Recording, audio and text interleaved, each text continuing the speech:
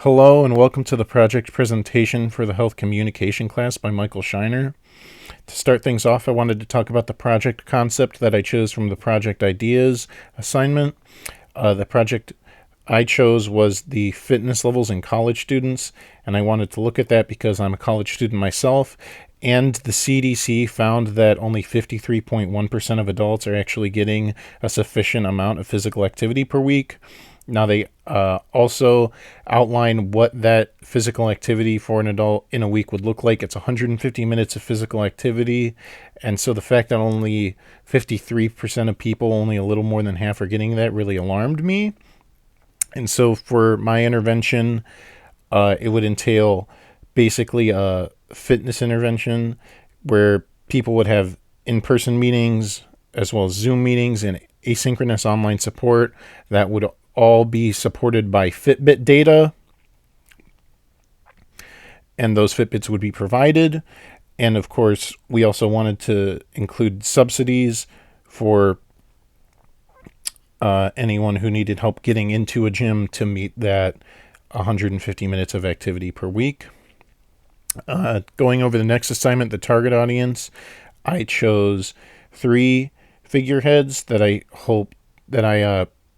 picked out because I thought they would be good at expressing the diversity of the modern college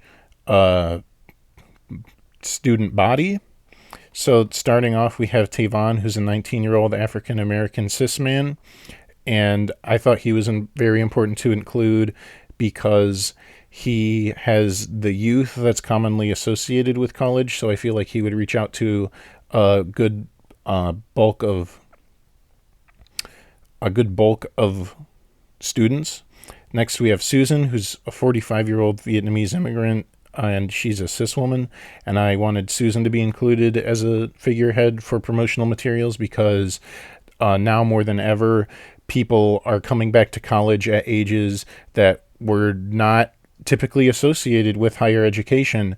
And so I thought her inclusion would be very important towards showing that this program is welcoming to all ages and is including consideration for the different needs of physical activity in older adults.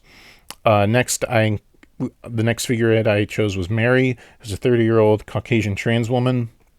And Mary's inclusion was very important to me because I know a lot of trans people in my life who struggle with physical fitness because they feel that the muscle building exercises will interfere with their transition. And so I wanted her inclusion to show that that struggle is something that this intervention would have consideration for, and that we would provide exercises that could help maintain fitness and well-being while still allowing participants to move forward in a transition goal. For the next assignment, wireframes, I drew up this little picture, included some facts, some encouraging words here, made sure to include pictures to show the diversity of people that we're looking to include in this intervention, a picture showing that there's online support, and a nice big sign up button. And so for the theoretical framework, I worked with the health belief model, and the health belief model helped by giving its big four concepts. The first concept of perceived susceptibility, which is basically how much someone thinks they're at risk for an ailment. The second being perceived severity, which means how bad they think that ailment would be for their well-being. The third, perceived benefits. What about a program would benefit me or reduce the risk of ailment? How good is it for me? And then perceived barriers, which is things that people are afraid will prevent them from participating in the intervention or program or health activity. And so I feel like the health belief model influenced this intervention a lot because The perceived barriers thing really spoke to me and made me want to make sure that this intervention would have subsidies provided for gym memberships and technology and that nature to help mitigate perceived barriers. And I also wanted to include more information about the importance of health and how few adults are actually getting enough physical activity and why that could be bad for you, and how this intervention can help to help touch on susceptibility, severity, and benefits. I feel like the strengths of this intervention are its use of technology to make schedules more flexible and fitting for students. And I also feel like the data provided from Fitbits is really helpful too in helping project and intervention heads, helping them personalize the programs for specific members depending on their needs. And that's what I think is really strong about this intervention. Now, some of the limitations on the intervention, if technology malfunctions, then someone's schedule might be thrown off until an in-person thing can be arranged to correct it. Additionally, technology is expensive, so its availability is going to limit the group size of these interventions. Another limitation is that students will need to prioritize the program.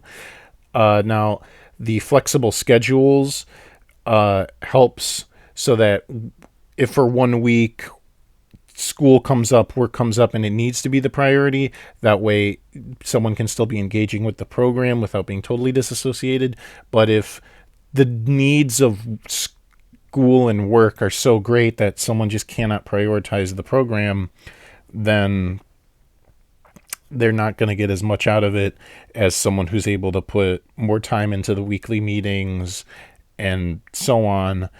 And also how personalized some of the advice from intervention heads may be or need to be to provide a accurate and wholesome experience for participants is going to limit the group size, because that adequate amount of attention can only be given to so many people at once by a project head.